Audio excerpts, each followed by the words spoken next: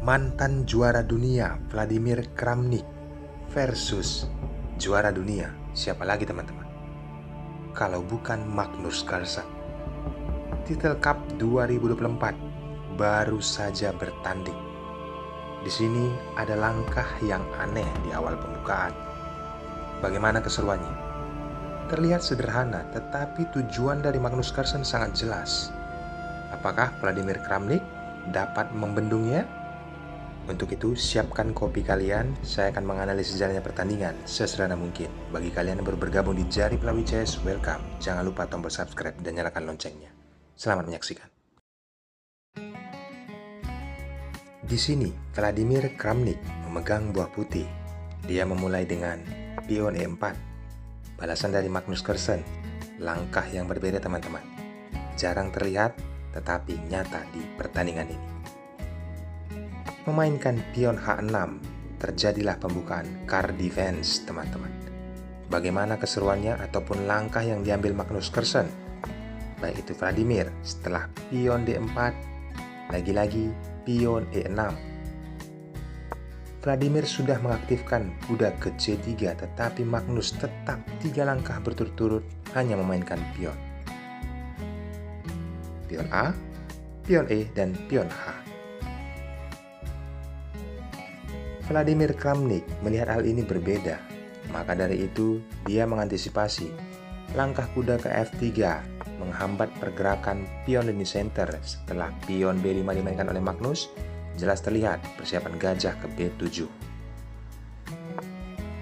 Putih membalas dengan gajah ke D3 dan Magnus memainkan pion ke C5. Terjadi pertukaran pion dan pion disambut oleh gajah. Apa tujuan Magnus Carlsen setelah melihat putih rokade sayap raja? Langsung gajah petak putih ditempatkan ke B7. Jelas teman-teman, kedua sepasang gajah ini sudah mengambil diagonal.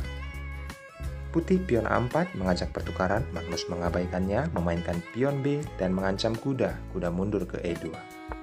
Permainan berlanjut, hitam penempatan kuda ke F6 mengancam pion yang ada di E4. Di sini, hitam mungkin mempersiapkan juga untuk rokade sayap raja. Magnus Carlsen, kuda ke G3 menjaga posisi pion E4.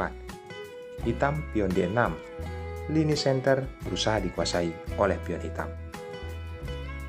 Putih menteri ke E2 mensupport petak gajah putihnya untuk lakukan serangan. Setelah kuda ditempatkan ke D7, Magnus Carlsen, pion A5 menghambat pergerakan kuda. Langkah posisional bisa kita lihat sebelum ini. Menteri ke C7, gajah ke D2. Bagaimana Magnus Carlsen menciptakan peluang? Dia tidak memikirkan rokade sayap raja ataupun rokade sayap menteri teman-teman. Tetapi pion H5 dimainkan. Tujuannya mungkin ke H4 mengancam posisi kuda. Di sini ada gajah ke G5 mengancam kuda. Balasan dari hitam mengajak pertukaran kuda. Kuda ditempatkan ke E5. Vladimir Kramnik mengiyakannya dan kuda disambut oleh pion. Walaupun terlihat pion bertumpuk di lini E, tetapi lini D bisa dikuasai oleh hitam. Dan lagi-lagi Vladimir Kramnik berharap agar pion bertumpuk. Ini nilai plus teman-teman. Karena pion yang ada di E dan F sudah bertumpuk akan menjadi perlindungan bagi raja hitam. Nantinya rajanya akan ditempatkan ke E7. Benteng juga sudah bisa saling berkoordinasi. Permainan dilanjutkan, putih langsung memukul pion yang ada di H5. Setelah raja ke E7, sudah kokoh pertahanan untuk rajanya. Bagaimana Vladimir Kramnik dengan mundurnya kuda ke G3 dan Magnus Carlsen benteng H4 mungkin akan menumpuk ke H8 melihat situasi. Dan di sini jelas teman-teman mengancam posisi pion yang ada di E4. Pion H3 dimainkan, ada peluang untuk memukul kuda. Karena apa? Jika benteng pukul kuda, raja sedang dipin oleh gajah. Pion tidak akan bisa memukul benteng. Maka dari itu, Vladimir menaikkan raja ke H2 untuk menjaga kuda. Hitam pion F5 mengajak pertukaran. Vladimir dengan posisi seperti ini memakan pion dengan gajah. Coba kita berandai teman-teman sebelum kita lakukan langkah aslinya. Mungkin kalian berpikir bisa langsung pukul pion yang ada di F5. Ini fatal teman-teman. Karena apa? Hitam akan memainkan pion E4 mengancam posisi gajah. Mungkin di sini gajah langsung memukul pion yang ada di A6, tetapi ada benteng ke F4 mengancam pion F5. Kali ini mungkin gajah ditempatkan bertukar agar berharap menteri yang memakannya, tetapi benteng terlebih dahulu pukul pion tempo mengancam menteri putih. Jika benteng pukul benteng, jelas teman-teman, menteri pukul kuda tempo skak. Ada ancaman skakmat apabila menteri pukul pion G2, raja ke G1, jelas teman-teman, skakmat. Benteng sedang menjaga posisi gajah. Apabila raja ke H1, terlebih dahulu gajah ditempatkan ke D6, ancaman skakmat oleh menteri. Raja putih bergeser ke G1, skak. Bergeser ke F1, skakmat di H1. Pengejaran sederhana tetapi berdampak fatal teman-teman. Maka dari itu saya menganalisisnya untuk kalian terapkan saat bermain nanti jika ada peluang seperti ini. Posisi seperti ini, Vladimir Kramnik memukul pion dengan gajah. Gajah memukul pion yang ada di E4. Putih merespon ataupun melihat pion yang ada di G2 itu terancam, maka gajah dieksekusi oleh kuda. Kuda dipukul oleh benteng, mengancam posisi menteri. Menteri ditempatkan ke H5.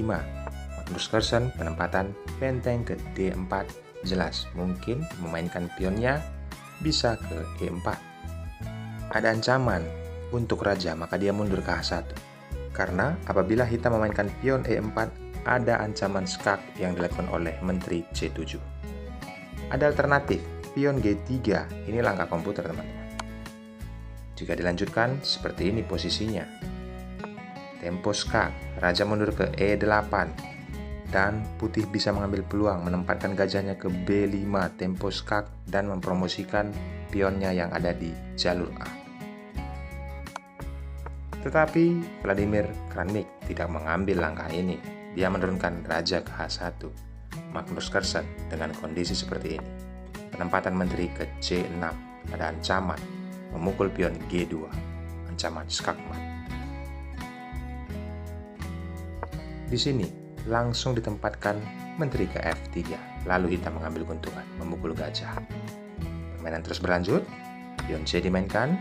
Terjadi pertukaran pion. Setelah kondisi seperti ini dipukul oleh menteri, mengajak pertukaran. Dan gajah mengambil alih posisi, mengancam menteri, tempo skak dilakukan oleh menteri, raja ke F6. Sangat kokoh teman-teman. Pion yang bertumpuk tadi sudah menjaga posisi raja. Putih mengajak pertukaran menteri. Sangat indah bagi Magnus Carlsen, karena dia unggul 1 perwira. Setelah benteng mengancam posisi pion, pion dilindungi. Kali ini pion diserang 2 kali oleh benteng. Vladimir Kramnik menyerah. Karena dilanjutkan 100%, hitam akan menang, unggul 1 perwira. Saya sudah menganalisis jalannya pertandingan sesederhana mungkin teman-teman. Ucapan terima kasih dari kalian, cukup subscribe dan nyalakan loncengnya. Bye-bye.